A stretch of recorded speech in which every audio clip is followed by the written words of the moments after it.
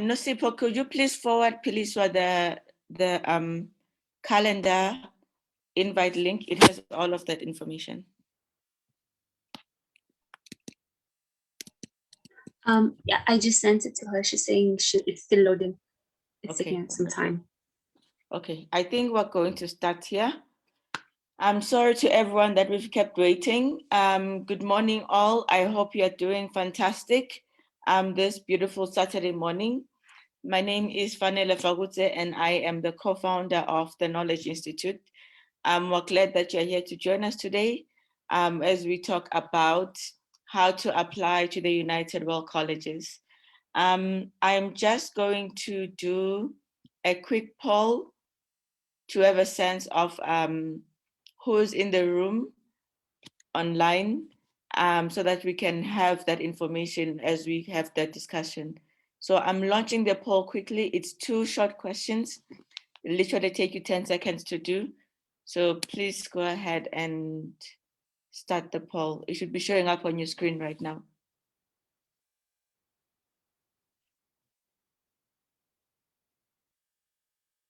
Can you all see the poll? Yeah, I have it. Okay, the answers are coming in.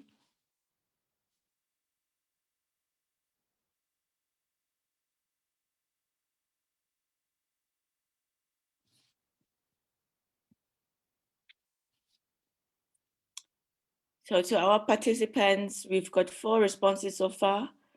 5 responses, good. Please keep going. We'll give it another couple of seconds.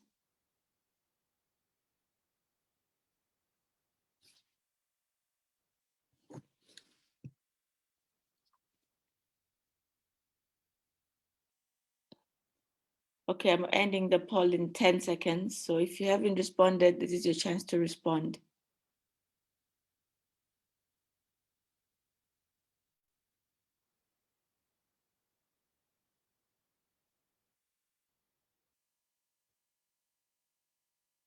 Okay, let me end the poll so we can see the results.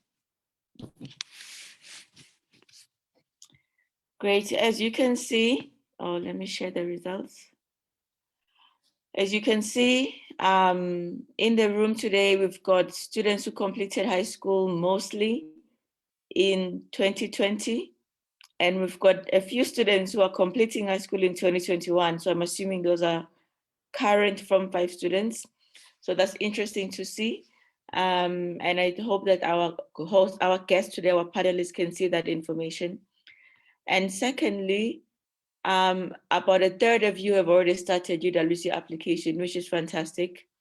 And the others have not. So I'd be curious to see if most of you are in Form 5 or have completed Form 5 and you haven't started, if perhaps this conversation today will help you answer some questions so that you can get that application going. So this is going to be the only poll for today. Let me just stop that. So as I mentioned, my name is Fanele Fagutse, and I am the co-founder of TKI. Let me just speak briefly about TKI before we can go into a conversation with the speakers that we have today.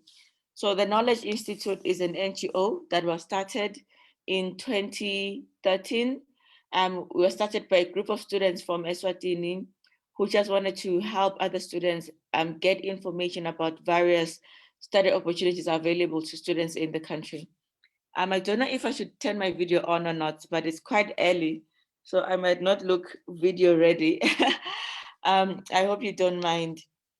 So we started in 2013 to help students get access to information on applying to various scholarships.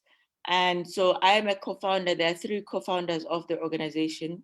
We're a full NGO, and in addition to that, we're a full volunteer-run NGO, which means that everybody who works at TKI works on a voluntary or part-time basis just to give back to the people in the country.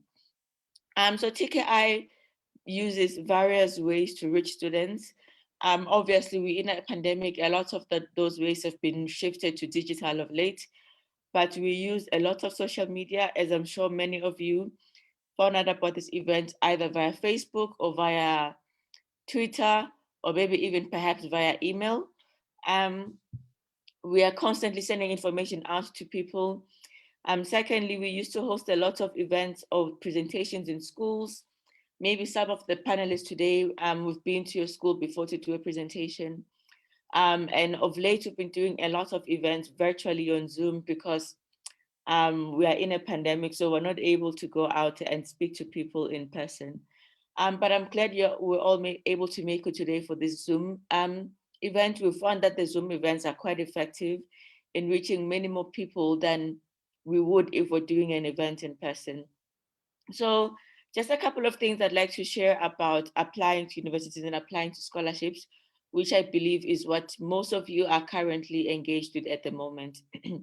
So applying to universities and scholarships is basically a second job. So if you were a student at Waterford, for example, you spent at least a year or year and a half focused on preparing and going through the application process for whichever universities are in your options. So basically, it's basically a job that takes a lot of time to go through. Is what I want to share. So therefore, when you apply, you need to give yourself, let's say, 6 months to really do the job properly.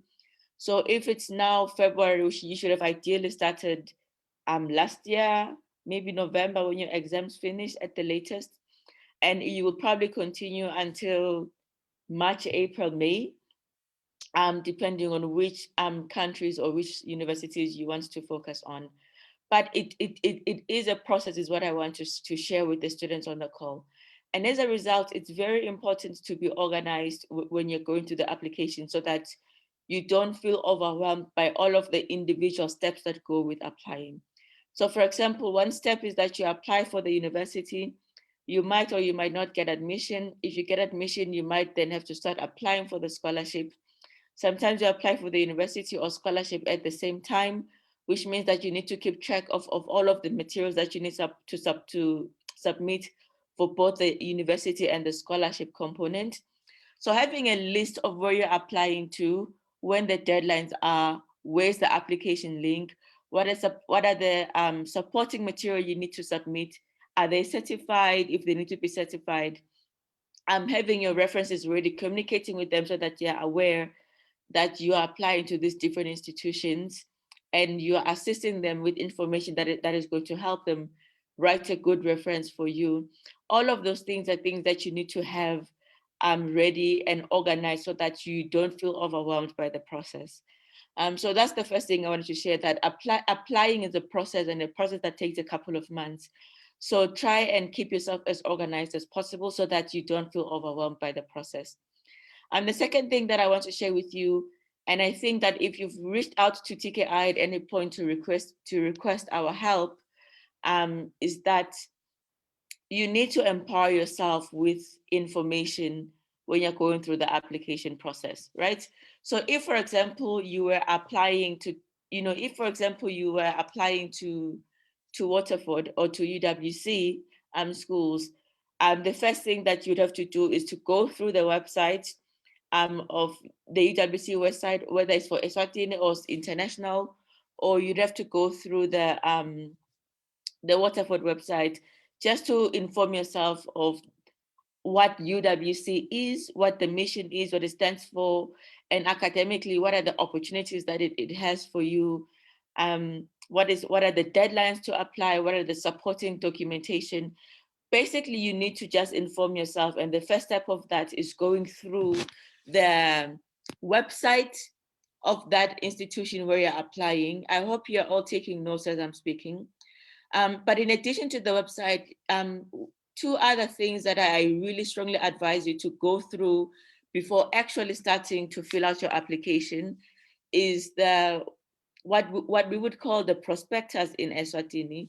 So basically going through the different prospectus available for the places where you want to apply that will contain more in-depth information about the courses available. If it's IB that you're applying to, it'll be going through the IBDP, perhaps academic information, what subjects do they offer in the different UWCs, because even though there are 17 UWCs across the world, not every UWC offers the same subjects for you.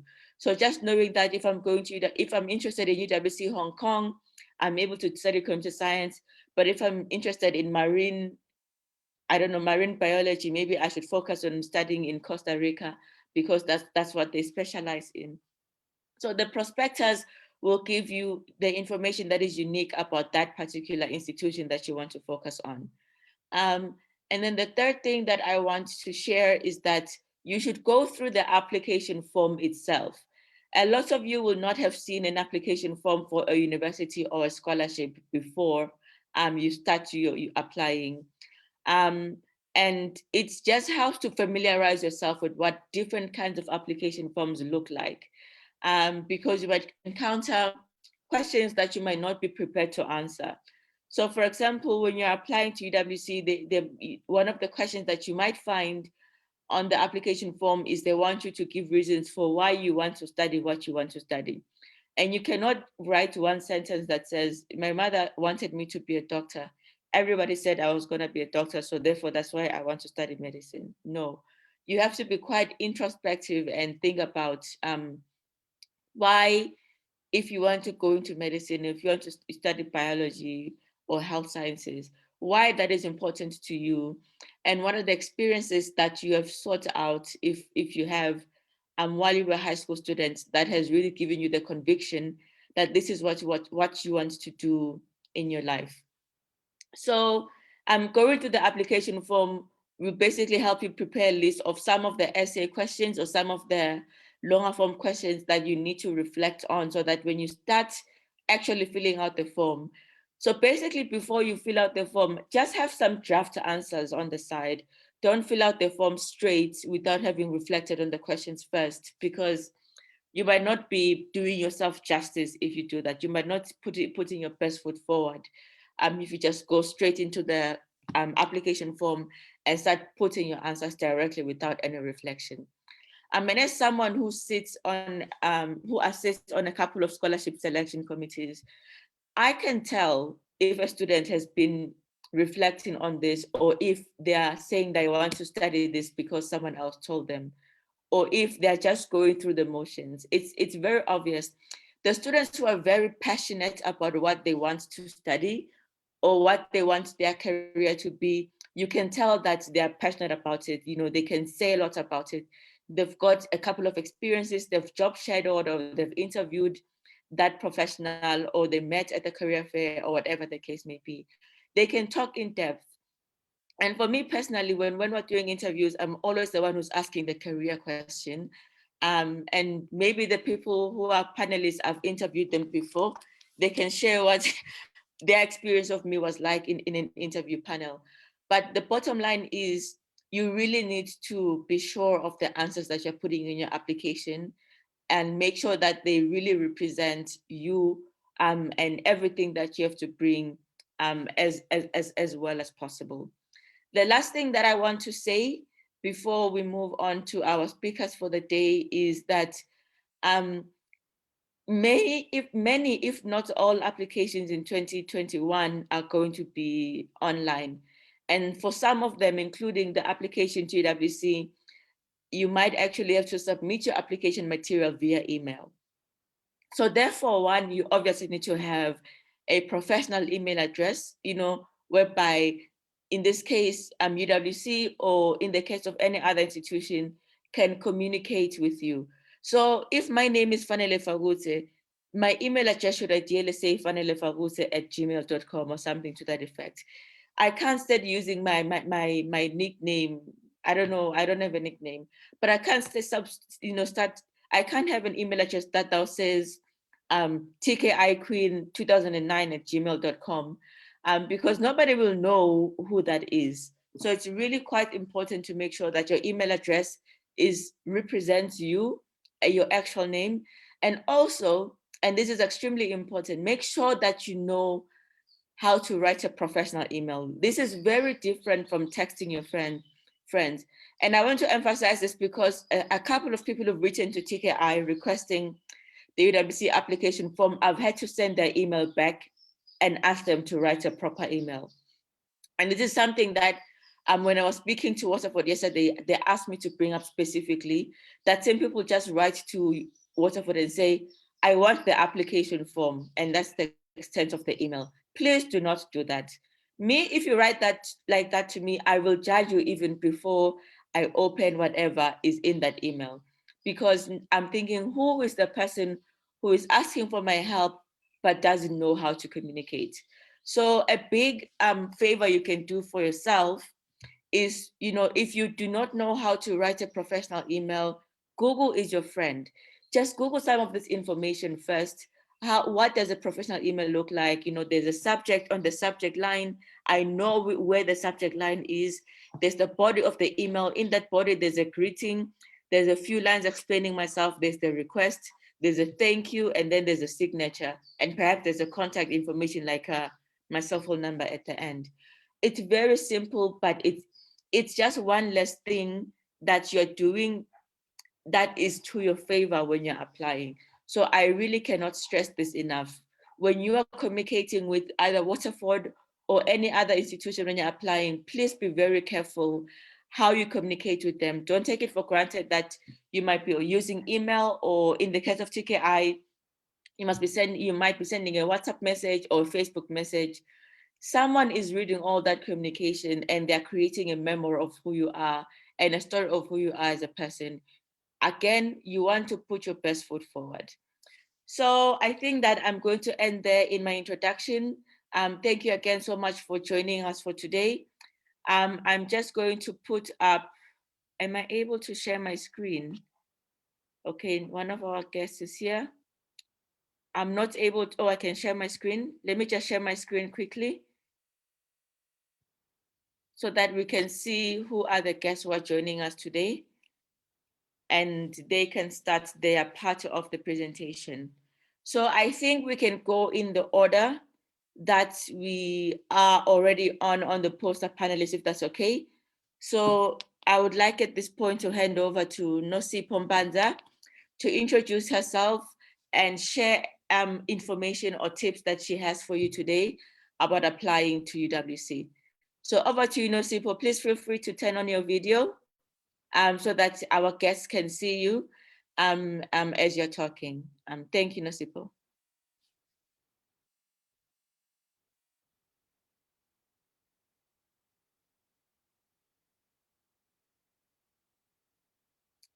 Hi, Nosipo, are you there? Do you need me to unmute you?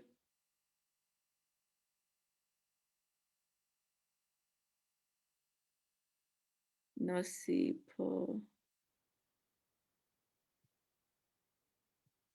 Okay, Nosipo, I think you should be able to unmute yourself now. Hello?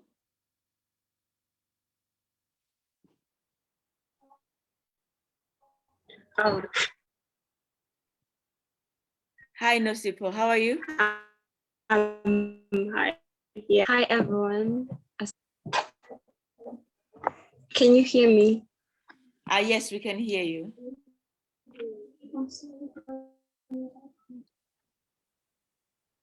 Okay. So hi, everyone. My name is Nasi Pombanza.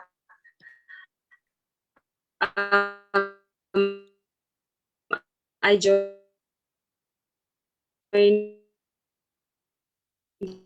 Sorry, Nosipo. Your audio is breaking up. Sorry. Your audio is Everyone breaking is. up.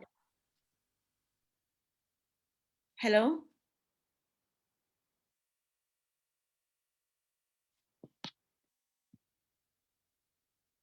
I think we've lost Nosipo.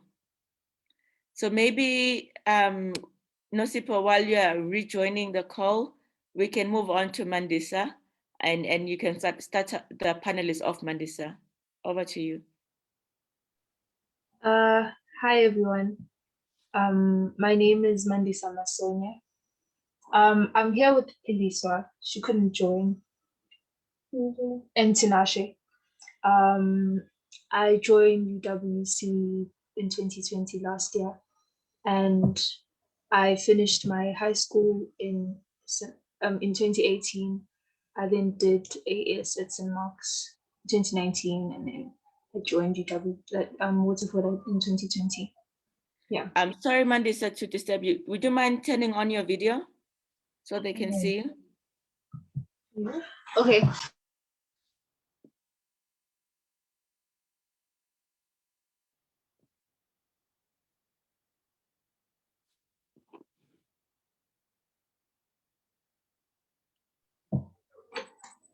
There we Yeah. go. Hi. Hi. Okay, please go ahead.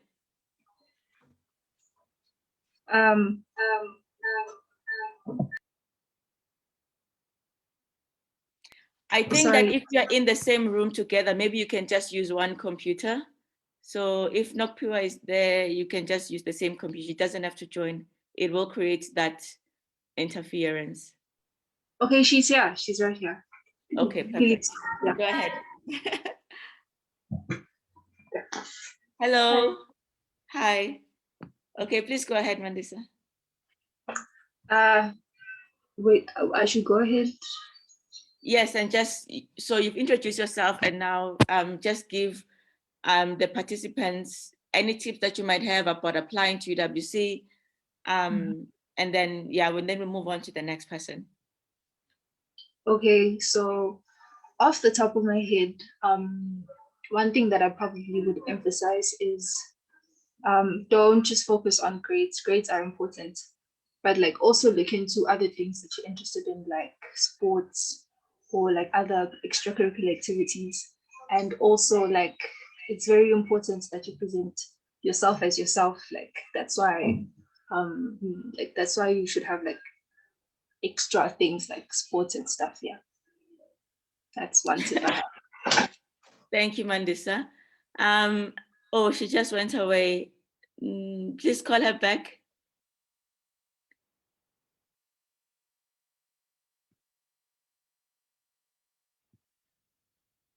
Is it Piliswa who was there with you?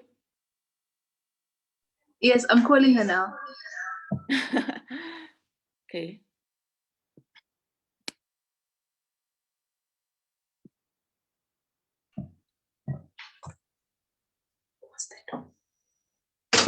Hi, Hello. Piliswa. Hi. Please introduce yourself and give some tips about applying to UWC to the students. Okay. So my name is Pris Wabulung. UWC 2021. So this year, I just joined this year. I'm still pretty new. Yes, we can see you. You can continue.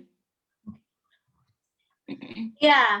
So like if I were to give anyone any tips, it would be like pretty much the same thing that Mandisa said. To just try as much as you can to show them who you are and why they should pick you out of everyone else. Like just show them who you are and what makes you special.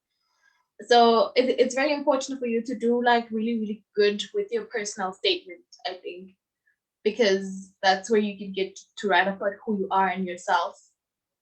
And yeah, and focus a lot on your mental agility test, because that's also very important. I think it's one of the first things that they look at.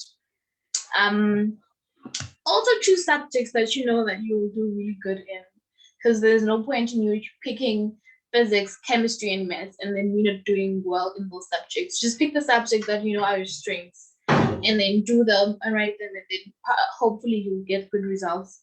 And then when you like come for like the oral interview, I guess you just need to be certain about what you want and who you are, and then the rest is up and pray. Yeah, and say pray. I don't know. That's what I'd say. So when you joined Waterford, which high school had you attended before? I was at Evelyn Baring High School. Evelyn Baring High School in Hlangano. Okay, great. Yeah. All right, awesome. We'll come back with some questions. Thank you so much, Piriswa. I think Nosipo is back, but maybe we'll go to Dotva. Dotva, if you are there, please unmute yourself and turn on your video so that we can see you and we can hear what you have to share. All right, I'm not sure if you can hear me, but Yes, I Yeah. can hear you and I can see you. Hi, how's it going? I'm good. How are you? I'm very well, thank you. All right. So my name is Dodva Lamini, and I completed my high school in 2018 in St. Jesus High School. So I joined the UWC community in 2019, August. So I went to UWC China, and until I was there until COVID-19. So that's when I came back, learned online until last year, December, where I transferred to UWC Waterford. So what I can give as tips or advice for UWC applications is that be yourself and also be confident, but don't be arrogant. Yeah, and also like with your application form or the application process, don't do it all at once. I think Ms. Fanny has mentioned that already. Just take it into step and also do a lot of research about UWC, especially the UWC mission and UWC values, because you need to like offer clarity in your commitment to the UWC mission, just to show that you are interested in it, and that also shows what you will give to UWC, like you as a person, what will you contribute to the UWC community, and also I think you can do your like ask for recommendation letters early, because what happened with me, I had some problems. So I think you should do that early, so that when the time comes that you have to submit, you just have everything in order. Yeah, I think that's what I can say for now. Awesome, thank you so much, Dodva. And I'm sure that when we go into the Q&A portion, you'd really have a lot of information to share with us. So I see that Nosipa had managed to rejoin. So Nosipo, if you're there, please unmute yourself and also turn on your video so we can see you and hear what you have to share. Hi, everyone. My name is Nasi Bombanza, as I've been introduced. I joined the UWC community 2020 last year at Waterford, Kamhlaba. And tips that I can share, I can say that when you are applying, okay, most of the time when people are writing their applications, especially on the personal statements part, we want to like advertise ourselves and like show ourselves as these flawless people. So I feel like it was important like to show all aspects of your life, like just show that as much as you are not like you want to get in, but then don't portray yourself as someone who's too perfect. Like point out your flaws every day and then just, but not like expose your entire life, because I feel like in a UWC, it's like it's easy to lose yourself while trying to fit in and be perfect for everyone else. But then at the same time, when we're talking about diversity, we mean that we want people who are different, people who are like different even in terms of like personalities, in terms of like every aspect of their lives. So also, I think when you are like selecting a subject, choose subjects that you are very confident in. Don't just go for maybe you want to write maths, because okay, it's not very easy with everyone. So it's not like they want people who are like scientists or people who are like, you can just join writing arts, you can just write any other subject that you feel confident in. Yeah, I think that's it. Thank you so much, Nosipo, for that wonderful information. I think the last person that we have to share any tips for the people on the call before we do a Q&A is Tinashe. Tinashe, if you are able to, please unmute yourself and turn on your video, and let's hear what you have to share. Can you guys see and hear me? Yes, there is a bit of an echo there. So I'm not sure if you're on two devices. So close to Nasipo. Let me just run away from her for a second. Okay. Yeah, I think I'm in a better space now. Yes. So I am from St. Mark's High School, and I had been there till 2019. So I joined UWC in 2020 for IB1. Um, and I did that by directly applying to the school. And what happens is that then there's a selection process to decide which UWC you're going to go to. But if they do accept you for the overall scholarships, then you're pretty much safe and you can do IB. Um, I think that my biggest piece of advice to everybody applying would be to remember to be a person when you are applying. And what I mean by that is not to, like, everybody is aware that everybody who's applying to UWC has very good grades. So what the NC is trying to do at this point is figure out who you are as a person. What are your ambitions? Are they do they come from a selfish place, or are they like community oriented goals? So yeah, one of the biggest pieces of advice from me would be to go beyond yourself in your dreams. You know, I know that like as we grow, we think, oh, I want this big house, this big everything. But when you think about us and the communities we come from and all of that, we don't necessarily have the space to be selfish about our goals.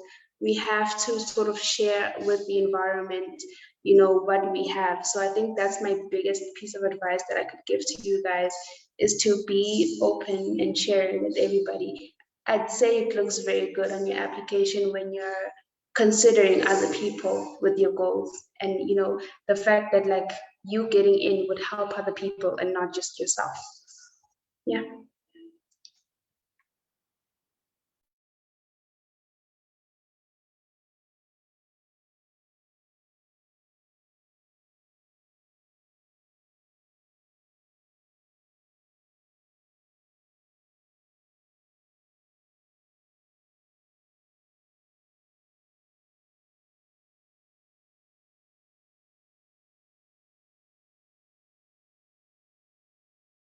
I'm so sorry, I was on mute when I was talking. So I was saying that Nokpiwa, please go ahead and unmute yourself and turn on your video and introduce yourself.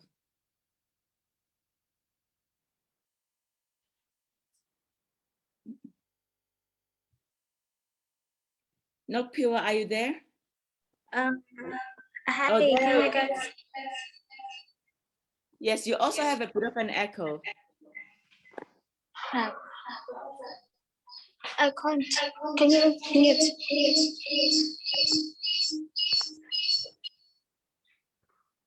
Hello? Hi, can you guys see me? Yes, perfect. We can see you, we can hear you. You can go ahead. Thank you. Okay, so I'm Nobupiwa Dlamini, and I joined UWC this year, actually. I applied last year, obviously, and the application process, more than anything, is just like a reflection of yourself, and you just in the whole process you're making a self-introspection of yourself, and you're trying to find yourself. Even if you don't get in, it's like a good process to actually take.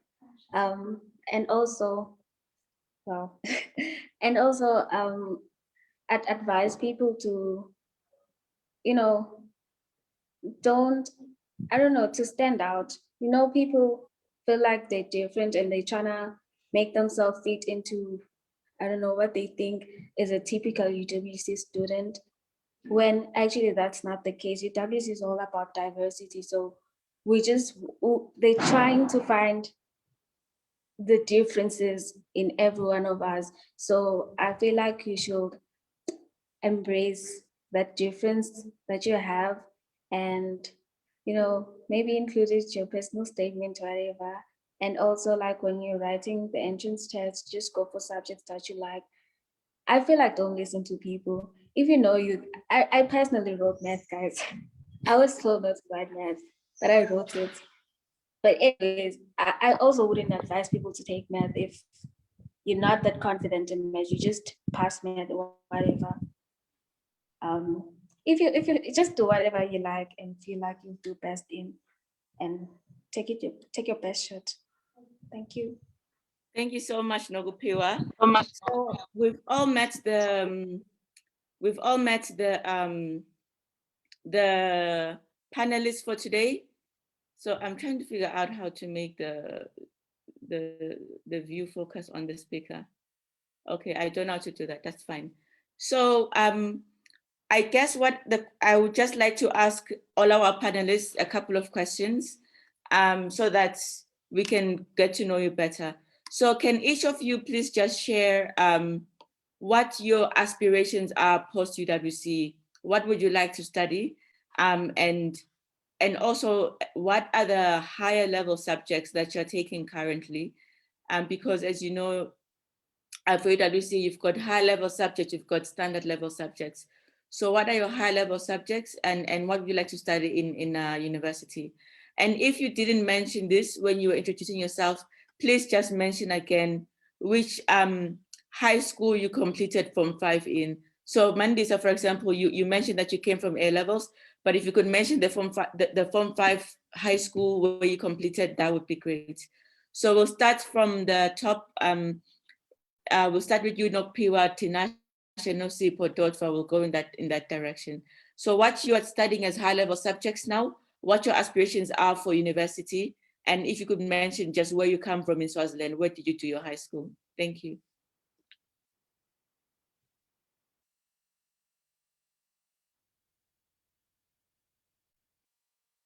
Hi guys. So Maybe you guys could just use the same computer because there's a lot of echo. Are you able to do that and just be together in one screen on one screen? oh, okay. So I went to St. Mark's, right? I was doing Form 5, and currently my HLs are economics, math, AA, and chemistry. Sorry, I'm not what's sure if we're supposed to mention our. AA?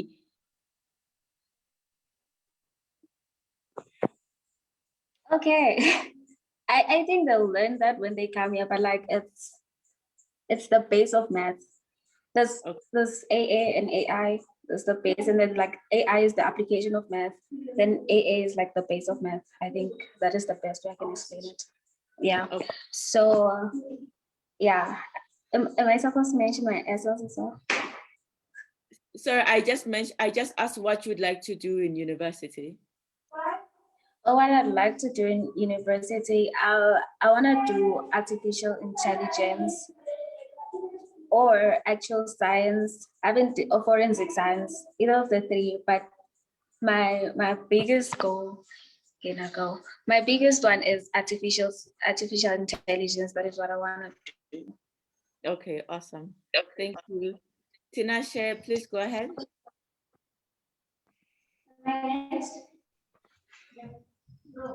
Hey, so currently what I'm taking for higher level is visual arts, biology, and English literature. What I'm going to pursue in the future is visual arts.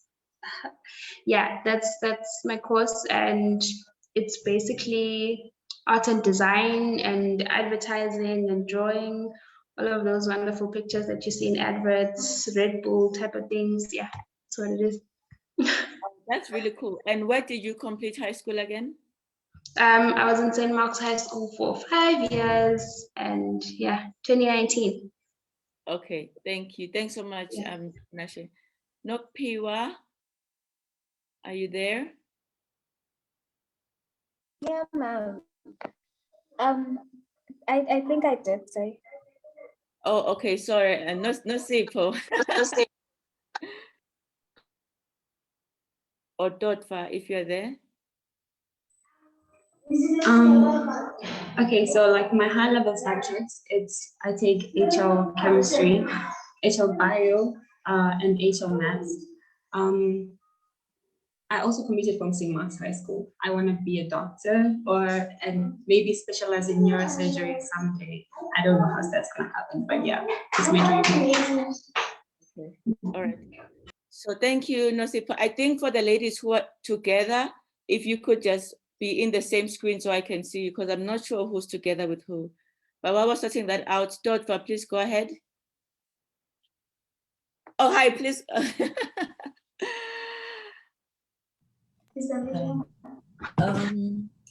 So I think I mentioned that I was in at St. Jesus High School.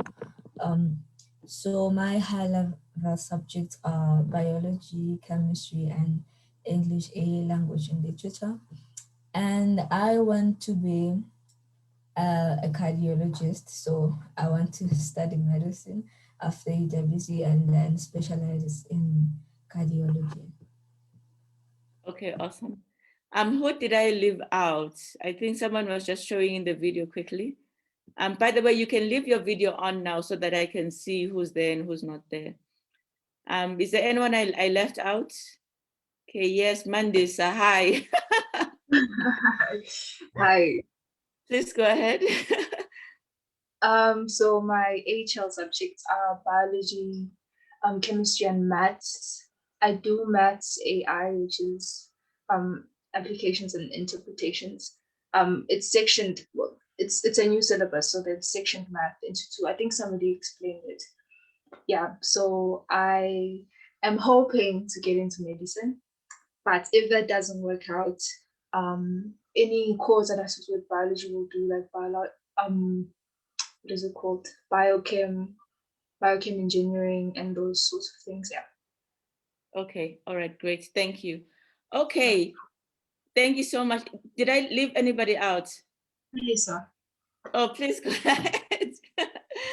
Please go ahead, Felisa. So my HL subjects are economics,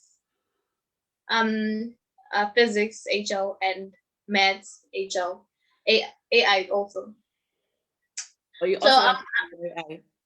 Oh, yeah, maths AI. yeah. So what I'm hoping to do once I finish is actuarial science. So I want to become an actuary. Yeah. Okay. Yeah. Hopefully study in Canada. Yeah.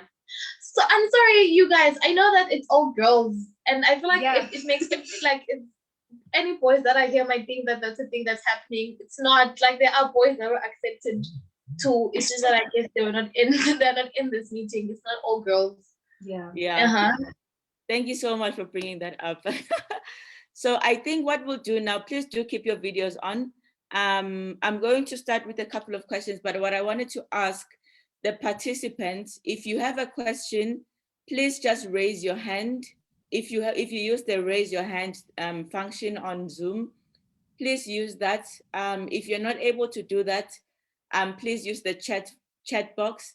But if I see your hand raised, I'm going to go ahead and unmute you so that you're able to get an opportunity to ask your question. So, all right, I see Tina has already raised his hand. Yeah, so please keep your hand up. I'm just going to ask some opening questions to our panelists, but keep your hand up and start formulating your questions. And when I come to the participants, I'll go straight to the people who've raised their hands. All right, so I see that there are a lot of you ladies who went to UWC with the intention of going into medicine. So would you then say that UWC is a good pathway for people who want to go into medicine? And can you just describe that? Because I know a lot of the participants on the call are people who are aspiring doctors, aspiring doctor specialists too. There's a lot of people who want to do cardiology, all of these difficult medicines. So is UWC a good pathway for students who want to study medicine? Oh, hi everyone. And can you please just speak more about that, about how you feel like UWC is a great step towards becoming a doctor?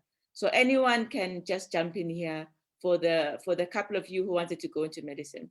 Mandisa, the cameras on you, so you can go first. Honestly, for medicine, I feel like it depends on what exactly you want. Because like with DWC, I feel like it also encourages like well-roundedness and also like diversity and all of that. So I guess if you're looking for more than just like focusing on the scientific field, but like also like appreciating other things as well, I feel like it's a great path. But then if you just want to go straight into medicine, I'd honestly recommend AS for A levels. and then you take medicine in South Africa. But like, yeah, I feel like IB tends to look at other things as well. But then I feel like it's not impossible to do medicine when you're doing IB. Okay, thank you so much, Mandisa. So that's Mandisa's perspective. Anyone else want to jump in here from the medicine squad and share their opinion? Okay. I think that medicine is generally just hard to get into, especially if you don't want to stay in Africa, because most of us maybe we just want to study medicine maybe in a different country, like so that we get a different view of things.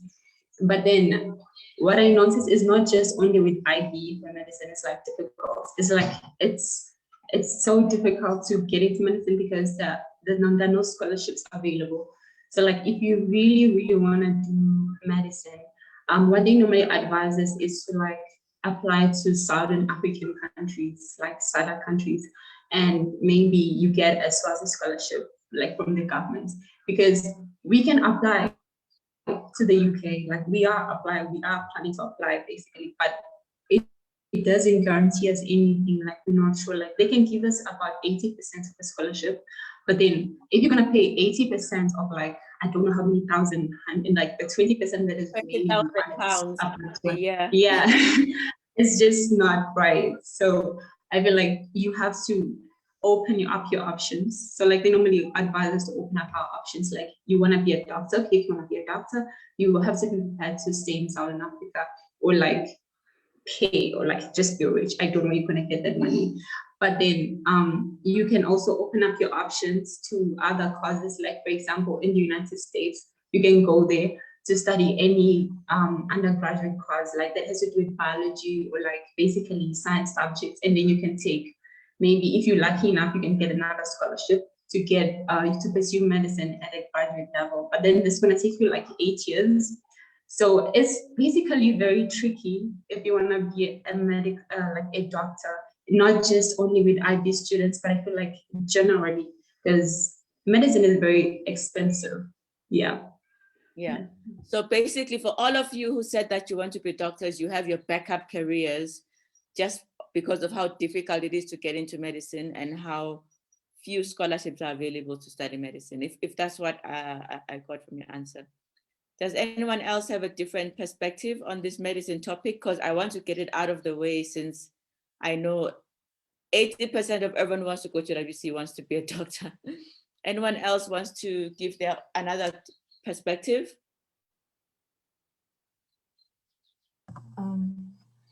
I might not know if what I'm going to say is different from what everyone has said because I lost connection for a while. But for me, UWC, I think IB, to be specific, I think will help me, and I think has helped me in terms of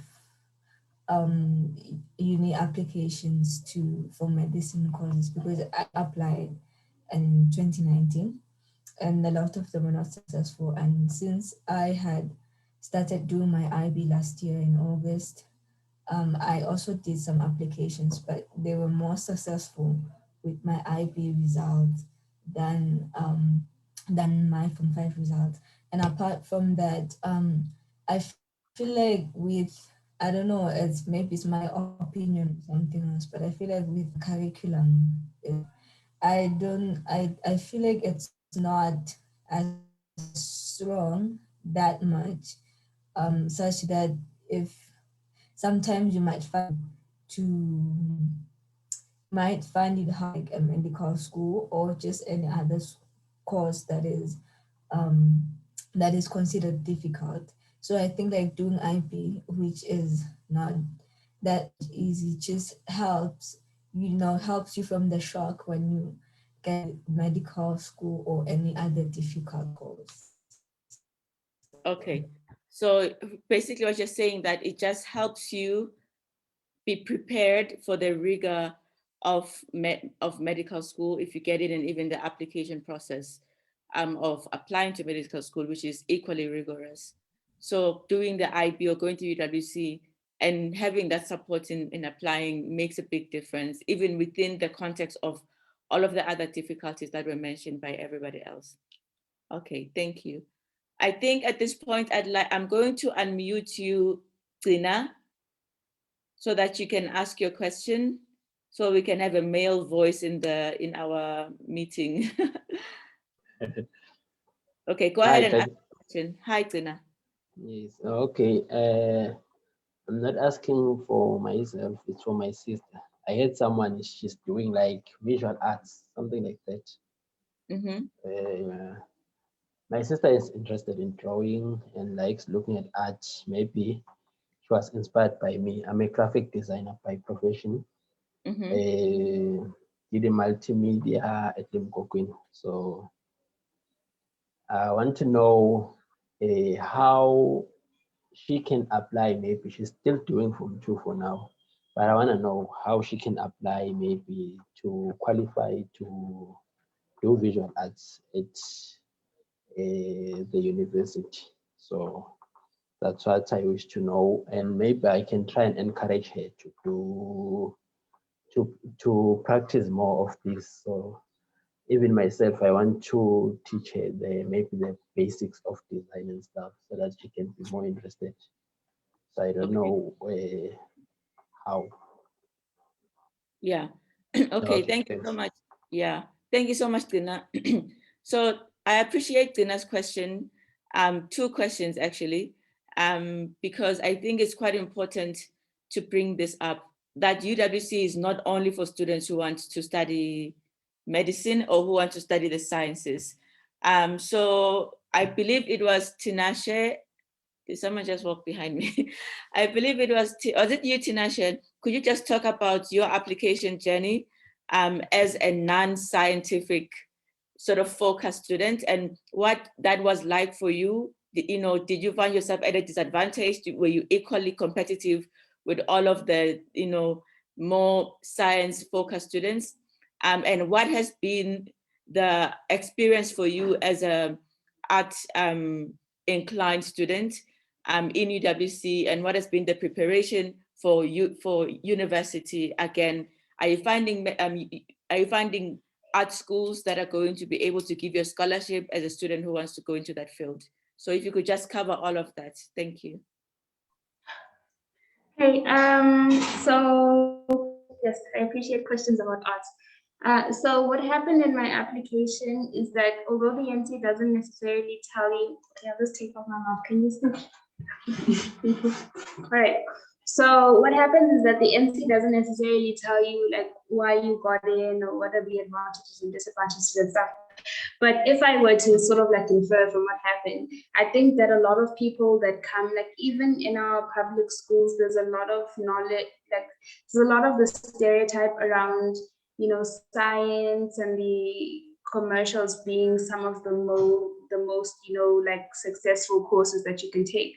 So I was one of the very few, I'm pretty sure, that went and applied for the arts. So I didn't necessarily apply for visual arts because I hadn't done visual arts in school. I'd done psychology. I actually I wrote the psychology entrance test and the history entrance test. And I don't remember the last one, maybe math. But I hadn't done psychology either. So I was just basically crossing my fingers, guys. But I think that definitely being different helped me, because when everybody else is like physics, chemistry, maths, it's just very generic, so they have to choose the cream of the crop. And then in terms of my actual visual arts journey, I have had to learn a lot because I didn't have much of a visual arts background, but I will say that the learning process is not like that difficult. Like, it's not easy, don't get me wrong, like it is not easy, but it's definitely not something that's impossible, right? So right now I'm doing pretty fine. And as far as, oh, by the way, there's also music and theater that you can do on Waterford campus. I'm not sure about other schools, but they also have philosophy and all of those wonderful subjects. And then as far as applications go, I do have in mind a couple of schools that offer very good scholarships, and a apparently like the visual arts and client schools offer like almost 100% scholarships for their students. So it is a very, lucrative field to go into. But do keep in mind that obviously, because like visual arts isn't necessarily your parents' favorite choice when you tell them for a reason, because like it's not necessarily the most, it will make you a millionaire in 2 seconds, right? So keep that in mind. But if it is something that you definitely love, I recommend that you pursue that, and nobody's going to stop you. In fact, I feel like it's one of the most encouraged fields here, because this campus is all about mindfulness and creativity and all of that. So I think it's a very lucrative thing to do if you want to. I'd recommend it. Awesome. Thank you so much, Tinashe, for that. So you heard from her, UWC is not only, for people who want to be in the sciences to thrive. It's also very welcoming to students who want to study the sciences, and I would even say humanities. If we had more humanities people here, they would probably speak to that as well. And also students who want to go into business-related fields. I think there was someone here who does economics high level. Who was that, by the way? Yes. That's me. Yeah, please share from your perspective. I don't know if because you had chemistry and economics. No, I have physics and economics. Physics and economics, yes. So as a student who might potentially want to go the social sciences route, what would you say your experience of UWC is? Maybe I'm not, maybe I'm wrong. That's actually what I want to do. You're right. I think generally UWC is like a school that allows you to do whatever you want, just as long as you do something that you're going to be happy doing. I think that's like the general perspective of how everything works. Don't because there's this thing called PCM, like where someone will do physics, chemistry, and math in high level, and they're considered like the holy grail of the school. I don't know, by other kids, because but I'd say that do subjects that you like, and if you like physics, chemistry, and maths, go do them. Like, I think not Piwa, is it? I don't know. There's someone. No, it's not her. Some people do that and they're good, and some people do. I do theater too, so it's another subject that I'm doing. So I did take an art. It's good to branch out and explore yourself. And I was told that if it's advantageous to take like a subject that you don't have to take, like the arts, because when you're applying, it shows the people that for university, it shows the people that you have, like you're creative, and you're interested in other things more than the academics, because they are looking for a well-rounded human being, not just someone who just wants to learn equations and all of that all the time. That is also very interesting, learning equations, but there's more to life than that, I guess. And it's important to understand that. Yeah. Interesting.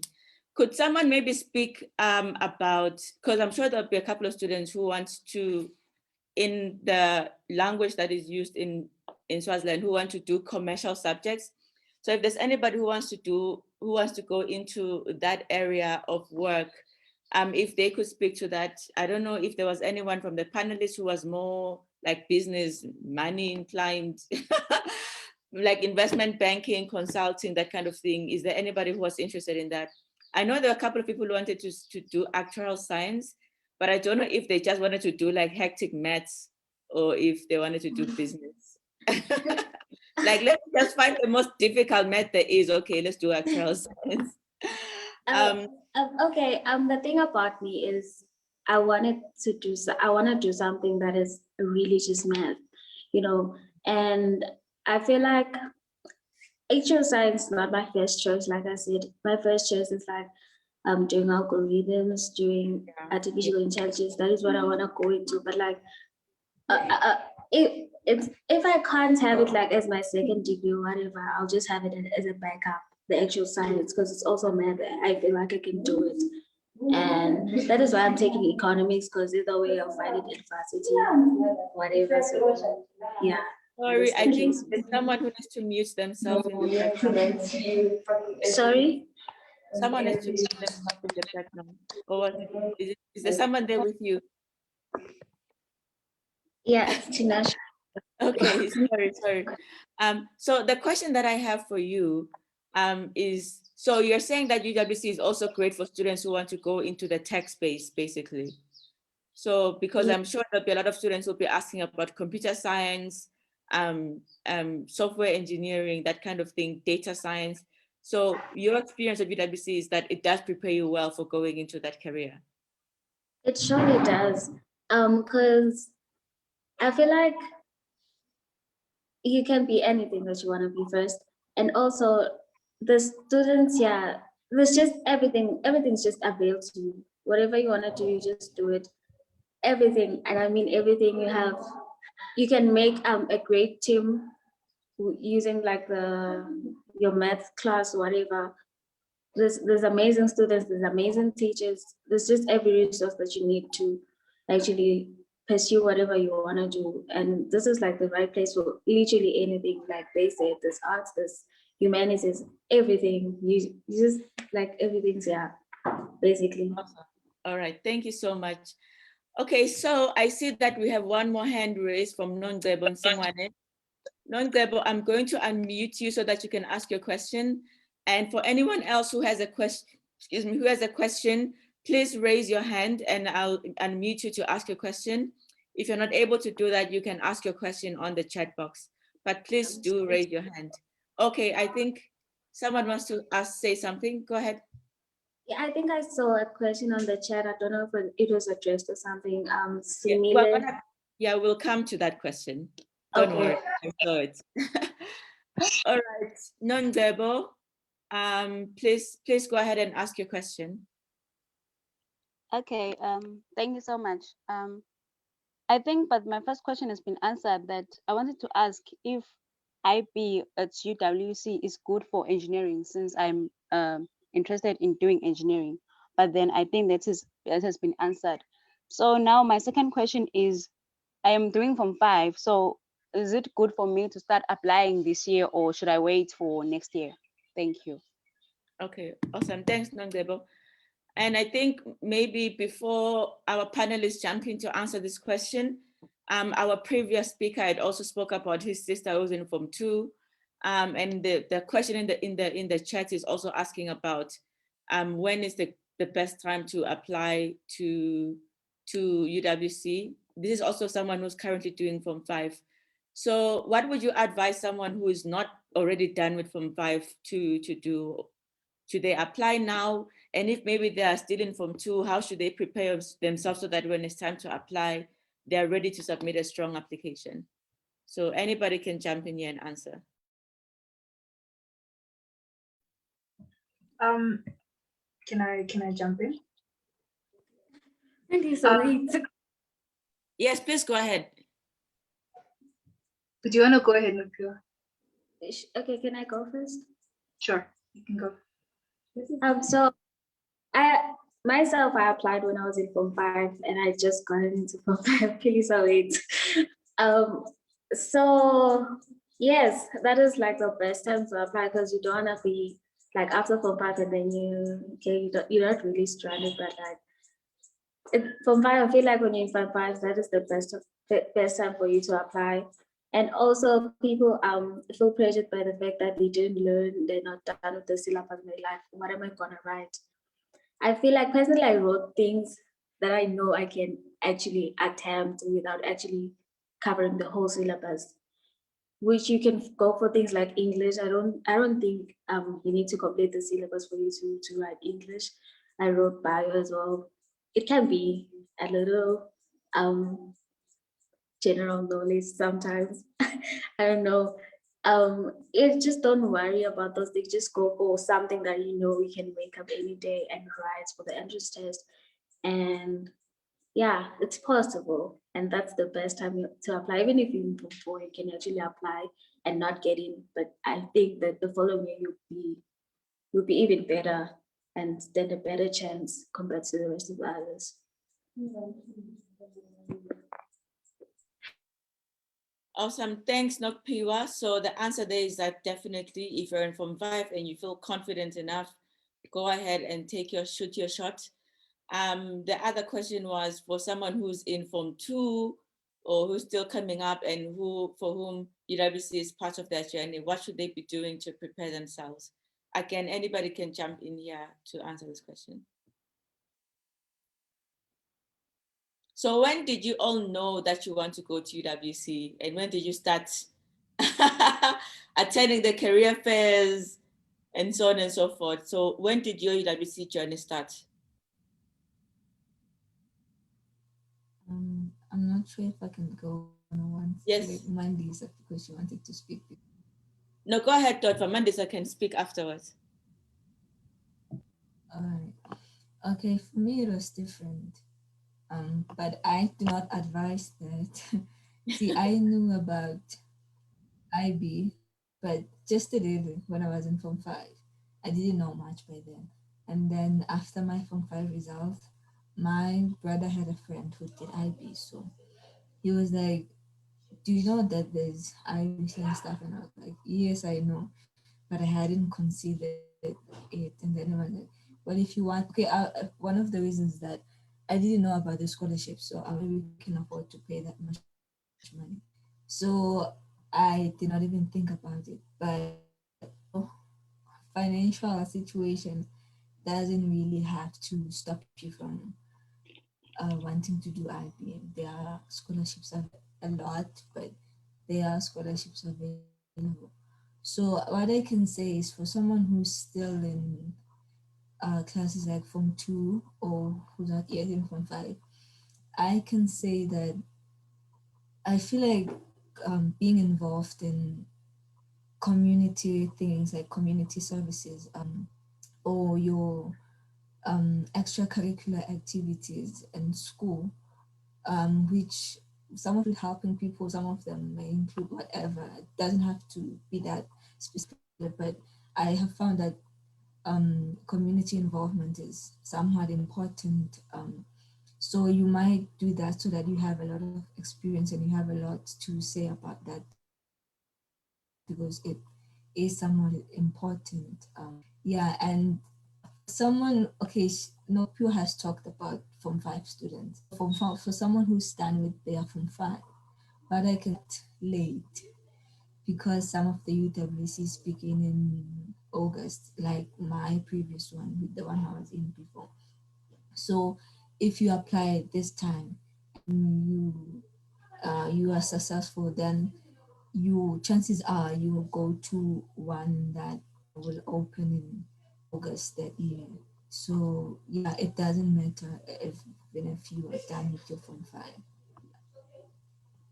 Thank you, Dotfa. Mandisa, you can jump in here because you did A levels and then you went to WC. So you were just like, I'm going to stay in school for as long as possible. So I did A levels because I didn't think I'd come here. I didn't apply on the year that I did A levels in. So like my application was a bit different from everybody else's. I was sort of recommended by someone, and then I went through the interview process on my own, like without everybody else. So I was literally accepted a few days before schools opened for IB. So yeah, my journey was a bit different. But like yeah, I wanted to say what Dr. said. That Form 5s would normally, if Form 5s, if you're in Form 5 and you apply, you normally come to Waterford the following year. But like if you're done, there's a high chance that you go to another UWC in August. Yeah.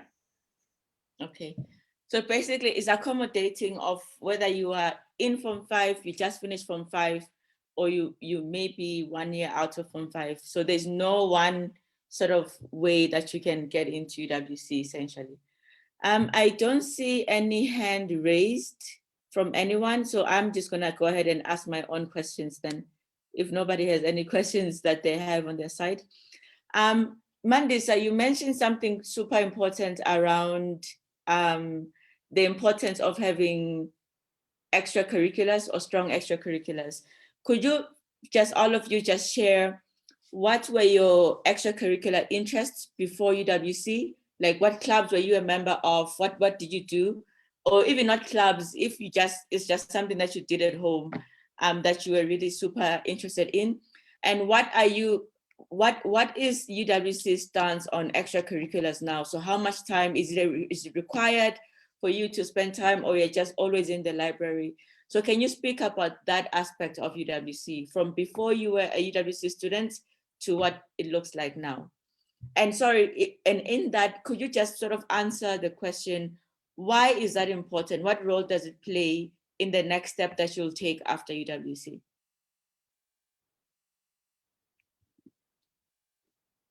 So Mandisa, the camera is already on you, so I'm gonna put you in the hot seat. Okay. So I feel like extracurricular activities range from something you do at school to something you do in the community to something you do in church. Like it's not only like just, I don't know, I play soccer in school. Even if you sing in church, even if you're an usher in church, like that still counts. So I feel like extracurricular activities sort of show the interviewers that you're not, there is more to you than just grades, and there is. So that's like the role it plays. Yeah. So what are your extracurricular activities that you did? I want you to name them so that the students can hear what you actually do. And what were they when you were still at St. Mark's, or even was it St. Teresa's, I believe? If you could just share that. Yeah. So at St. Jesus, I was doing choral. So I was in the choir. And then I was doing chess. I played chess. I was also in the science and math club, and I was also a school prefect. And then in church, I was an usher, and I also helped with cleaning. So those were my extra curriculars. Yeah. And then what are they now in UWC? Now I do swim. I wasn't a sports person before, so I decided to try out something different, and I took swimming lessons. So I swim. I'm not that good, but like, yeah. So, and what else do I do? I was part of Brave Girl at some point, and then, gosh, I'm forgetting. Oh yeah, I did salsa and tango. I danced, and yeah, I can't remember some of them for some reason. Okay. All right, that's okay. Who's next to you? You're like looking away from the camera. Yes.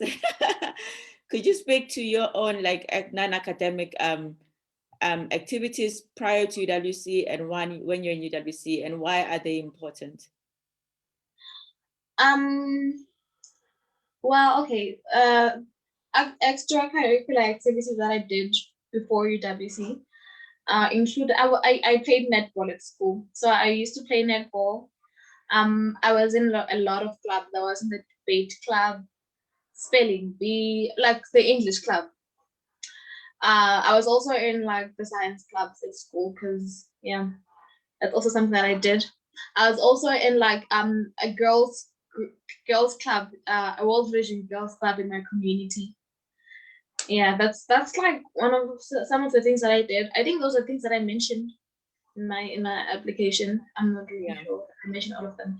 Yeah, I think that's important because like as Mandisa said, or I don't know who said it, UWC is really looking for is looking to form a well-rounded person, I guess.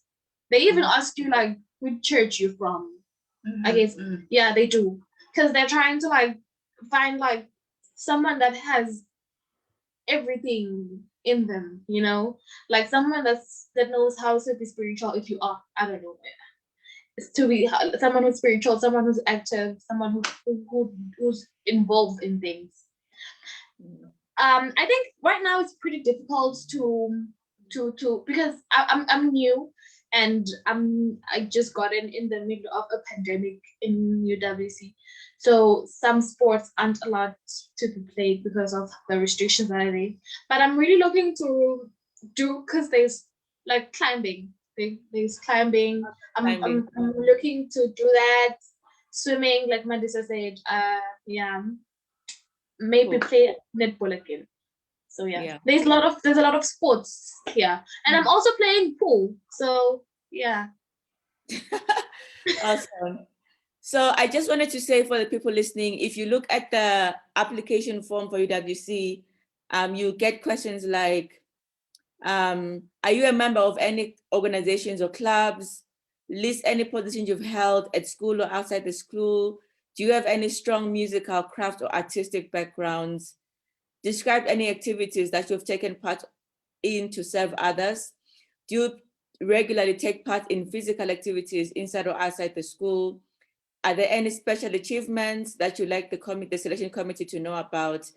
And in addition to that whole section, we do find that sometimes students talk about the same things in their personal statement, which I highly recommend. So basically what we're trying to say to everybody listening is that, yes, you have to be a strong student academically, but you have to just be a human being as well, right? You have to have other interests and passions, and you need to be able to speak to that, whether through the question that I've just listed or even in your personal statement, so that, because a UWC is a community, it's a community of people. So you have to be able to participate in that community and contribute to that community. You could contribute academically, but you can also contribute, in all of these other extracurricular activities. And, as a former UWC student, I know certainly when it's time to apply to universities, your extracurriculars are very important in terms of trying to choose the university that is a good fit for you. So if you are super nerdy like me, like I was super into like literature and the humanities, it was a very good fit for the university that I eventually went to, because it was probably one of the most nerdiest universities you could imagine, especially from a humanities background. So yes, what the things that you're interested in non-academically, just as a person, are important. And I think the other aspect that I'm sure I'll maybe ask someone else to speak to here is the aspect of service. There are a couple of questions here that speak to how you have served other people in your community. So how do you contribute to your community? How do you serve?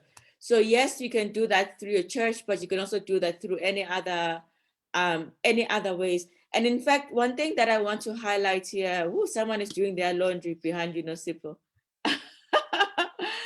One thing that I want to highlight here is that I'm very aware that not every student will have the opportunity to have a very wide range of extracurricular activities before they apply to UWC. So you might find that, what you do at home also counts a lot. So if you help your family in any way, whether it's taking care of your siblings, those questions come up a lot. If you help your family in any way, that might not be a school club, but it's still something that shows your character and of service to other people, of contributing to a community that you are part of. So we're just trying to highlight that those things matter a lot, especially if you look at the mission statement of UWC. It really aligns to that. It's not just for the students who are, no, say, but are you guys sitting in a hallway?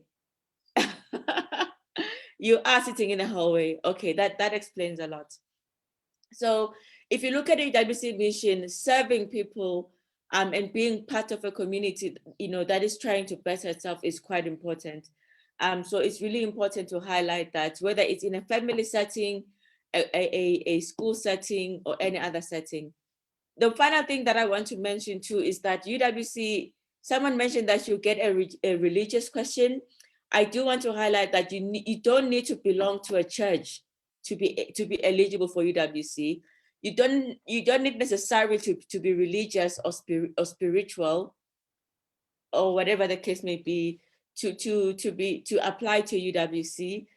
It is a program that is accepting of every belief system, but the most important thing that comes up is that you need to be able to respect other people's belief systems, right? So I'm not in the selection committee. I'm not the person normally asked that question, because it's a panel of interviewers, maybe 4 or so. So it is a question that is going to come up, is that, if you go to a country where they practice religion in a different way, and you come as a Bible thumping Christian, like a super, super strong Christian, are you going to be able to adapt to that? I see Mandisa smiling, so I'm sure this is a conversation that have already happened on campus at Waterford. But you need to be able to respect other people's belief systems. So if you're not able to, I don't like this word tolerate. I think if you're able to accept that there are many belief systems in the world, and you're able to practice yours, and you are respectful of people practicing theirs. I don't know if Waterford has a chapel, but there's a chapel where any person of any religion can go and practice their faith. That's extremely important. And equally, if you are not a super religious person, and you just meditate or something like that, but basically the idea is that you should be able to take care of yourself, because the IB program within UWC is extremely challenging, and you need to have something that can just balance your chakras, so that you are not sort of like pulling your hair out, TK, what is it, TOK, or extended essay, you're like, oh my God, what is happening? And then I have cuts, and I have this, and I have that. You need something that can just ground you. And I think that question is coming more from the spirit of, one, diversity and respecting other people's religions, and two, having something that is just going to keep you together. Because the IB curriculum, the IB is the #1 high school curriculum in the world. And with that comes the rigor and intensity. So you need to be able to really keep it together. And therefore, for a lot of people in Eswatini, religion is what they turn to when they just want to have something that keeps them together in that way. We're now at 11:41. I'm not seeing any more hands raised in the, okay, Nosipo, yes, Nosipo, you can go ahead. You have your hand raised, you can share. Hi, it's Tinashe actually. I Okay. just wanted to share a little piece of information for anybody who will be coming to UWC pretty soon. One thing that I'd like to say is that we are coming from very extremely diverse backgrounds.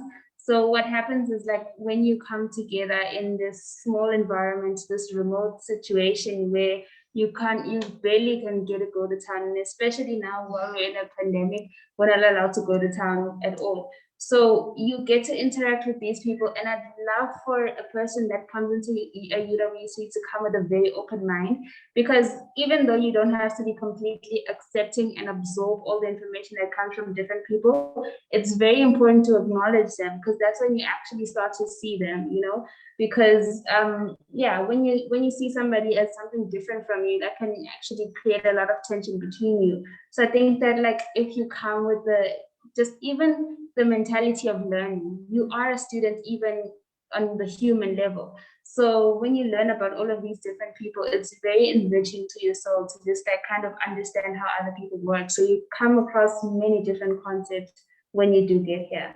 Yeah. All right, thank you so much, Tinashe, for sharing that. I want to ask one like super straightforward question in case someone has this question in their mind. So on one hand, we spoke earlier about all of the entrance tests that you have to take. There's the subject test, there's the agility test. And you mentioned that you have to pick the subject that you want to write the test in. Some students want to know that, do you have to then focus on those subjects that you wrote a test in once you're accepted, or you can just, once you're in, it's just, you can do whatever you want? So please speak to that question.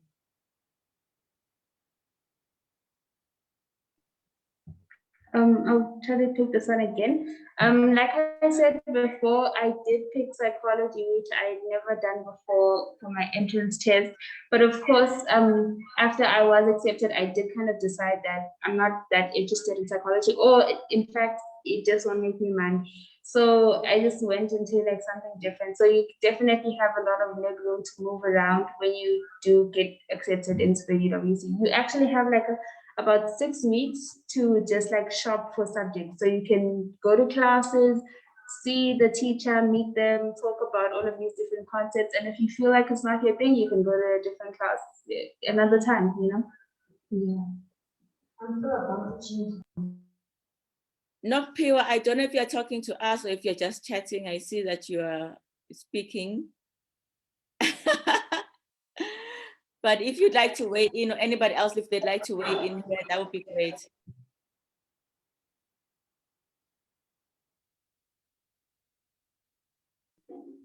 Okay. I think what they mean basically when they say like choose subjects that you'll be interested in like to study. They generally mean like subjects that you like, subjects that you're like confident in, like where you trust yourself basically. Because you cannot say you're gonna choose something that you don't want to do, but that's still possible. It's not like you are entitled, but they just kind of like giving you the sort of idea that go with the subjects that you like in such a way that you'd want to continue with, but then you're not tied to it. Yeah. Like we change subjects like every time. Like sometimes some people even change subjects like at the end of IB1 and then they start. Yeah, even like right now, people are just running around looking for second options because when you see like maths is not working for you, you go to a lower subjects. Like it's just not lower, different. Yeah, different. Yeah. So once you're basically in, there's a lot of flexibility. You are not, it's very different from high school in Eswatini where whatever you pick in, maybe even from 2 or from 4, that's it. In this case, you write your entrance test for UWC. Obviously you pick subjects that you're strong in so that you can do well in the test, because it's one more metric that they're going to use as a selection tool. But once all of that is done and you're in the UWC, you know, the world is open to you to sort of choose what you want. Obviously, you need to keep in mind that you're still going to university, eh? So if you want to be a doctor, but you're not taking any science subjects, it's just not gonna work. But basically, what they're saying is that once you are in UWC, you know, you are not only limited to the subjects that you took when you wrote the test, you can continue with those subjects. But if you've always wanted to take, let's say, anthropology, for example, you can then start taking anthropology to supplement your economics, just so that you have more interest. Your subject really reflect more of your interest as much as possible, and perhaps reflect more of what you want to do when you go to university. Dotva, I see your hand. Please weigh in here if you have something to share. Oh yeah, I raised my hand for something different, but it's okay. On the subject part, yes, it is true. As soon as you get in, you might change. Okay, for me, I didn't change because luckily the subjects that I wrote were the subjects which I still wanted to do even after getting admitted to IB. Yes, but you can change to any subject. And there's this thing where I saw that once I have chosen the subject, it happens, but I'm not discouraging anyone. I'm just saying be careful and bear in mind that it might happen. You might find that a teacher says, okay, yes, we do have parts in the syllabus where they're like, this should be your prior knowledge. And the teachers are usually like, I expect you to know this. So I'm like, let's just skip it. But anyway, that should not discourage you to do a subject which you either did not do in high school or a subject which you didn't take for your test. The things which are supposed to be your prior knowledge are not a lot, honestly. Are things which you can just learn in a very short time, and are the things which you build up on in the IB syllabus. So it's nothing different, it's nothing difficult, I meant to say. And yes, and also I wanted to, since we were talking about religion stuff before, I wanted to add on international mindedness. That is one thing that is important, and also it is part of the IB learner profile. So it's not something that you will have to figure out on yourself. But anyway, the thing is, you should know that I think it's Tinashe will mention that we come from very, very diverse backgrounds. And the thing is, you should be able to, you should be someone who is able to live with people who are from very different backgrounds. You don't have to judge someone for something that they do just because it's how they just because it's not how you grew up. and it's not what you are used to. Because I remember there was this thing of like I take a shower in the morning and some students take showers in the evening, and I was like, all right, most of the Chinese students here in China shower in the evening, and I cannot wake up and go to class like that, you know. So that was something which was difficult for me, and I was the only one who would wake up in the morning in my room. My other three roommates would just sleep, and I would wake up and go take a shower. So this is something simple that doesn't have to bother you. But anyway, what you should know that in classes and in conversations that you have, be open-minded and just know that we come from different backgrounds. And what someone says about whatever topic that you are talking about doesn't mean that you have to judge them on that or whatever. Just be open minded and know that people from different places. Okay. Thank you so much for that, Dotfa. So basically, you have to respect diversity. I'm going to summarize all of the key points that you've made when we do our closing statements in a few minutes. But Mandisa, I saw that your hand or your screen's hand was raised. I don't know if you or whoever's there with you wanted to share something. It was to quickly say that on the picking of subjects, it's really also important that you do pick the subjects that you like, that you love, and that you're passionate about, because IB is also like any university course. It is gonna get hard and it is gonna get tough. And on some days you will definitely rely on passion and not on how easy the subject is. So yeah, that's just what I wanted to say. Thank you so much. So even though you'll be a student who's applying to IB and you're probably number one in your school, the IB will humble you, and you must allow yourself to be humbled, because this is a pre-university program. So if you were getting A stars 100% in your test, chigi chigi 1, 2, 3, you're getting 60s. It's that is natural. That is supposed to happen. You just have to roll with the punches and keep it moving. Don't rush to go change your. I feel like this resonated with you guys quite a lot. Don't just rush to go and change your subject because you're like, wow, maybe I'm not good enough. No, it's supposed to be rigorous. That is the whole point of IB. That's why universities want students to have IB, because they know that they've been tried and tested through the fire, and they've made it. So yeah, so thank you so much for raising that point. And I'm sure mental health is a very big topic on every UWC campus, because IB is a very rigorous program. So, yes, it's all fun. And when you go to a school that is embracing and so on and so forth, but at the end of the day, you are at school and you are a student. And that is a big part of your life. It is about just the grind. So if you have to be prepared for that if you want to go to UWC. And in your application, we need to show that you don't want to go to UWC because you want to go abroad, which it's good that you want to go in and experience other cultures. Don't get me wrong, that's great. But we need to see that you are not looking for a holiday, because the IB is certainly not a holiday. It is an extremely rigorous high school curriculum. So the difference is that you get that rigor, but you also get the balance of being able to do other things as a human being and connect with people. But it is an academic experience within the context of a UWC experience. So thank you so much for raising that, Mandisa, because I'm sure we're painting a very rosy picture of IB. You get to meet people from all over the world.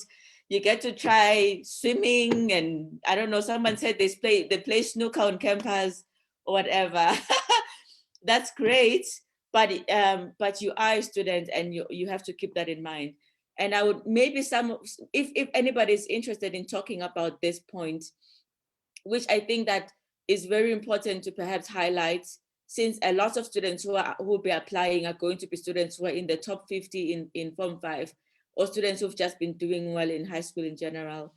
If somebody could just speak to the process of, you don't have to choose the most difficult subjects, because at the end of the day, you need to get a good enough predicted IB score and a good enough IB score to be able to go to a good university. So now if you're taking like hectic subjects only, and then you get 25 points in IB, then what was the point of doing that, right? So if somebody would just like to talk about the importance of balance, that once you're in UWC, it's not, and this is what African students do. We need to pick the most difficult thing because we've got a gigantic chip on our shoulder that we want to prove to everybody. And yet you can choose subjects that are really more reflective of your interests and your skills and your career aspirations. Does anyone want to just touch on that quickly before we Dotva, before we can just do a final round of final pieces of advice and then we close up this meeting? Dotva, please go ahead. Thank you. That is something that is very, very important, honestly. And I don't know why we forgot to emphasize on that in the beginning, but anyway, it doesn't matter.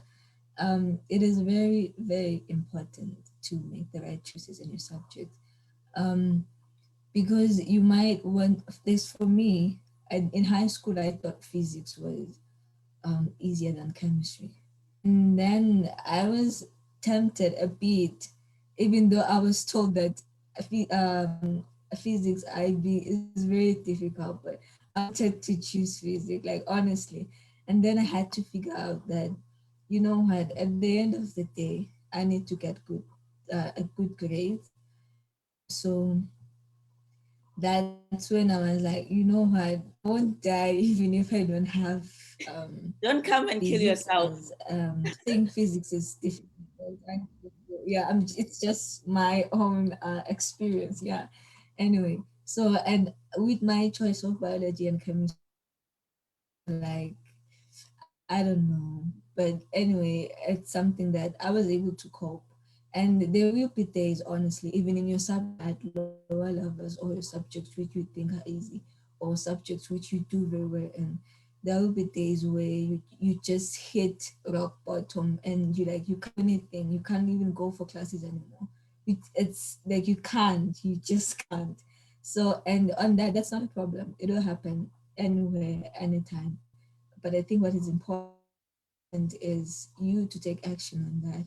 And we do have, I think it's all UWCs, they have, you can ask for mental health day, or even 2 days if it's a very serious issue. So you have to deal with whatever that is going on, and then they give you enough time and also have help. And I think we do have counselors, if I'm not mistaken. Yeah, we do have, UWC, there are counselors who help you deal with all this stuff, your personal life and your academic life. So, and they are very, very supportive, honestly. You will get all the support that you need in UWC. Even the students can also be your support system in case things get hard, and your teachers and your tutors on in your school. So yeah, just make use of the resources that you have. Those are the counselors and advisors time. Yeah. Thank you. Thank you. Okay, so now I think we're just going to do our final words. So we'll start with Nosipo and then we'll move to Mandisa and then we'll move to Dotwa and Piwa. And whoever's sitting with you, just we'll do both of you people and then we move on. So any closing words that you'd like to just share to people watching who are either have started their applications already, or they're considering applying, or they're looking at this for their sister or their cousin or their students, if there's a teacher on the line. Any last words that you just want them to remember? The applications are open and they'll be closing very soon at the beginning of March.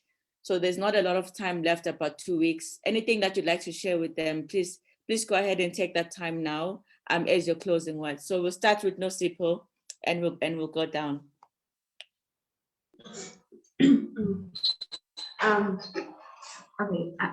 Okay, we've said everything, I guess. I don't have any more to add, except for the fact that just if you want to apply, just go for it. Have faith in yourself. Just go there and just crush it. Even if you don't get in, don't be devastated. There's still other opportunities out there. So yeah. Yeah, I'm Tinashe. I think that if you one of the biggest things that I'll say is that, of course, like apply to IB right now and hopefully you'll get in.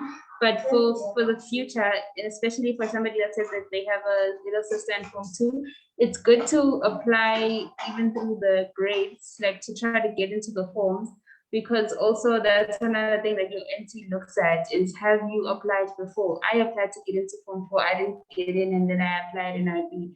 So yeah, I mean, that's, yeah, persevere. It's my last words. Thank you so much, Tinashe and Nosipo. We'll move on to Mandisa. So if the two share their last words. For me, it's just to encourage everyone, and also to say that they're on their way and that they shouldn't stress too much on this. Yes, it's really important, but it's also important to take a breath and then just reflect on where you are right now, and that you're doing a good job wherever you are right now. Yeah. Thank you. Yeah. Yeah, just to reiterate what she said. Just give it your best shot, I guess. And know that if something is meant for you, it's going to happen. And if it doesn't happen, it's not a reflection of your inadequacies or that you're not good enough. You're good enough. If you didn't make it, it just means that IB is not the right for you, and you need to find your path, and look at other options too. Like before I applied for IB, I was already doing A levels at St. Mark's. So it was like, in case if this was my first option, but in case you don't get in, have like other plans. Don't make this your fault. Because I know people that made this their only plan, and now they're stranded and they don't know what to do. So like, have other plans. I think TKI always have information about scholarships and all of those things. Use those like platforms and get yourself informed about what's happening. IB, like UWC, is a great route, but it's not the only one that's going to get you where you want to. So you should also look at the other options too. Yeah. Thank you so much. That's a very, very good point. And I'll touch on it on my closing words. Dotva, we'll go to you now.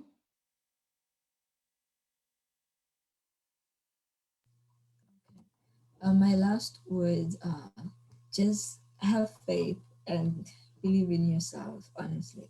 It's not something that is impossible, like to get into a UWC school.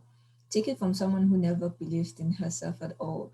From day one, I was even tempted to use the entrance to my own personal things just because I didn't believe I would get in there.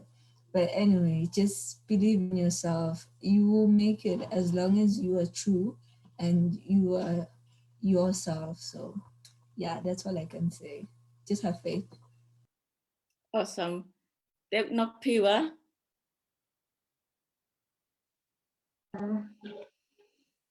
I'd like to say, sorry, you should just, just give it your all. Don't do it just for this, like for those who are like in Form 5 with the mentality that I can still apply next year. Just give it your all. If you really know what UW is about and you feel like it's for you, please do it. And don't go for the hype around UWC and seeing why people, whatever. It's not just about that. If you feel like the UWC, no, for the rules, if you feel like UWC is for you, there's a lot that goes on here. If you feel like it's for you, please give us your best shot. And also, if you don't get in, I've seen many people go through a depression because they didn't get in. That's not the case. It doesn't mean you're not good enough or whatever. It just means maybe you can try next year, or the UWC is just not for you. There's other things, and you can be a great person. You can do A levels and just be as good as someone who did IB at UWC. Really, yeah, just try anything that you can. And good luck, guys. Thank you so much, Nokpiwa. So I'm going to do my closing words, and I'm just going to share my screen. Where's the share my screen option?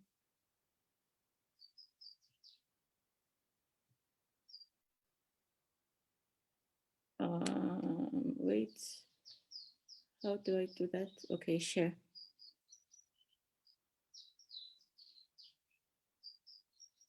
Sorry, 1 second. I'm trying to share my screen, but I'm trying to share a specific window.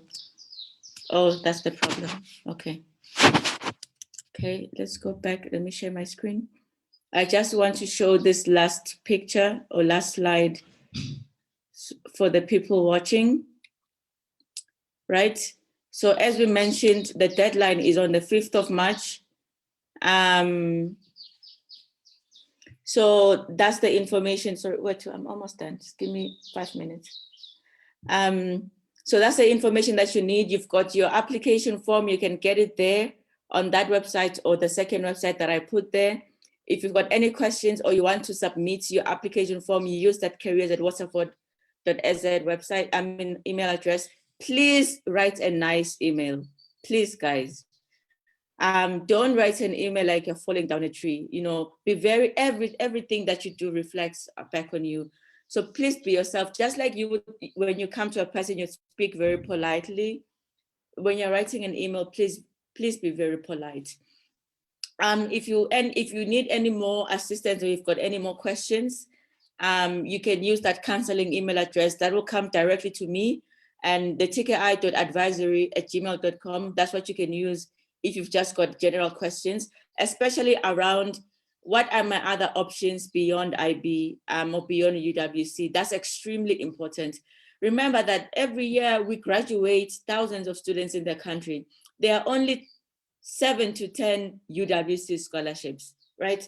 So the odds are really, really, like there's not a lot of spaces available. That's what I want to say. So even if you're in the top 50, just remember there are top 10 spots. There are only 10 spots, and it's not for the top 10 people in the country, by the way. You know, because as you mentioned, you can be a student currently in Form 5, you can be a student who's already maybe perhaps doing their first year of A-levels or whatever. But if you want to know what else is available for me to do, use that email address and we can talk about it there.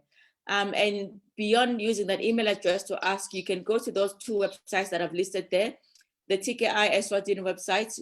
You can also go to the mtneducare.org website. That's a partnership between the Knowledge Institute and MTN. And we curate a lot of information about different opportunities to study. We also have past exam papers. It's just a great website for you to have. So as a student, whether you are still in high school, you are preparing for your exams, or you are in high school and you're preparing for applying for scholarships, or you're just doing the research because you want to be organized and ready. So I wanted to put the screen up, and I'll also make sure to put it on our Facebook page after the call is finished, so that you can have that information there for you. So to close, I just wanted to highlight a couple of things that was emphasized throughout the call today. The first one is be yourself. As someone who sits on the interview panel, please guys, sometimes you guys come with a script. Today I'm acting out the part of X. You know, it's I know you guys are teenagers, you think you know everything. Guys, it's obvious that you are acting, that someone sat down and you went through the drills and you answered the questions, and now you're trying to think of the answer that you had prepared for this. Please don't do that. Just be yourself, you know, just be yourself, and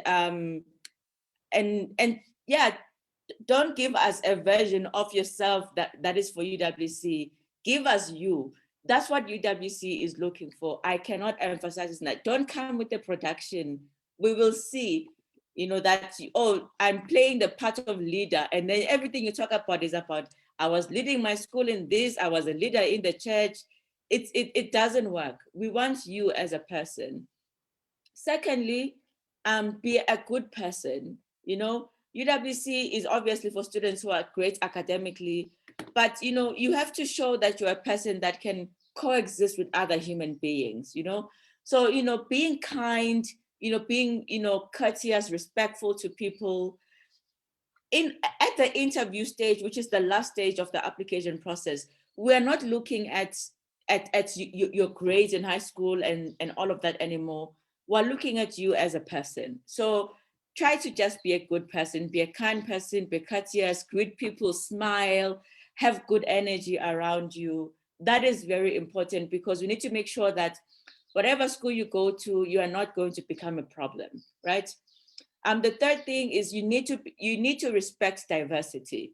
Guys, Swaziland is not the center of the world. It's not the best thing that has ever happened on earth. It's really not. Everyone feels about their own country. So don't come there and be like, my belief system, my way of life is the way. Obviously you have to be yourself and you have to know yourself and you have your values. Don't just be floating in the wind, but just respect other people and their way of life and their lifestyle. You are not the person who has the answer. Obviously be open to engage and share with people, but just respect people and respect diversity and respect their culture. If they practice a different religion from you, respect that as well. That is extremely important. Diversity is probably the biggest thing in UWC. The fourth thing I wanted to share is that don't only focus on academics. I know that in previous years, we've had students that have come with the best academic grades, even from a test perspective, like the entrance test. And we didn't give the student the chance because we were just like, that there is nothing else that the student brings to the table. And we'll take a student who has a couple of B's on their transcript because they have more to offer within the spirit of UWC. Right, so they may have been great in terms of they can handle the IB, but are they going to be great in terms of they can contribute to the UWC mission? So don't only focus on academics, have other interests. And by interest, it doesn't have to be something hectic, but just have something else that about you that you can share, that you can have a conversation about. We've had students who are like super into maths and they were telling us that they among their friend group, they call themselves the Einsteins. I think that student, we admitted them on the strength of the fact that they call each other in their friend group Einstein, because we're like, yes, that's funny, that's interesting. We already know you can handle the IB curriculum. That's why you're in the interview. But now we also know that you are also an interesting person in general. You know what I mean? You're confident. You call yourselves and your friends Einsteins. That's super dope. So don't only focus on academics. Academics are extremely important, but if you're only bringing the fact that you study 12 hours a day to the table, it's not going to work. Be careful when you're choosing your subjects that you're going to write in your entrance test. The point is to get a high score in the test, not to prove that you are Einstein, right? So don't go there and say, I'm going to choose math, I'm going to choose physics, because no, what, if you are really good in English, choose English, choose a humanity. If you feel like, that's also your strength. Don't try to prove yourself, just bring yourself as you are and do your best. We don't care that you wrote the hardest subjects. We just care that you are a good student and you're able to show the traits of a person who can think like an IB student. You're critical thinking, you're hardworking, you can spot patterns, and so on and so forth. The last thing that I want to say is that if you want to go to IB, you have to be extremely comfortable with asking for help, right? The IB curriculum and UWC in general is meant to stretch you just a little bit. Okay, maybe more than a little bit.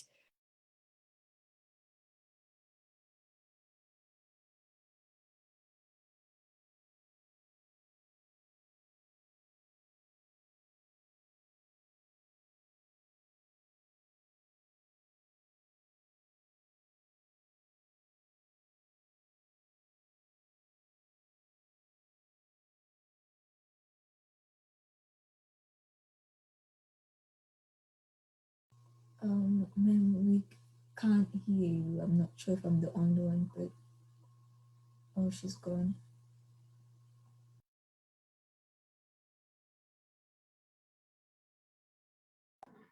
Can someone just go on with what she was probably trying to say? Sorry, there's a noise.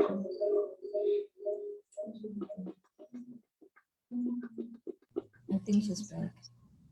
Sorry, my Wi-Fi broke. But I was just saying that be comfortable asking for help, and not feeling that you have to know everything yourself. That's very important. But thank you so much for joining this conversation. I really hope that it was helpful for everyone who's considering applying to UWC. And I hope that you do apply to UWC. It's an amazing experience if you have the privilege of going through it.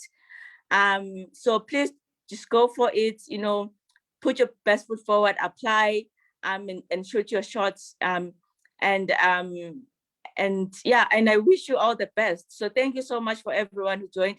Thank you so much to our fantastic panelists who joined and shared their UWC story. And I think we'll end the call here. So thank you so much, everyone, and have a fantastic weekend. Stay safe, wear your mask, wash your hands. Thank you so much. Bye.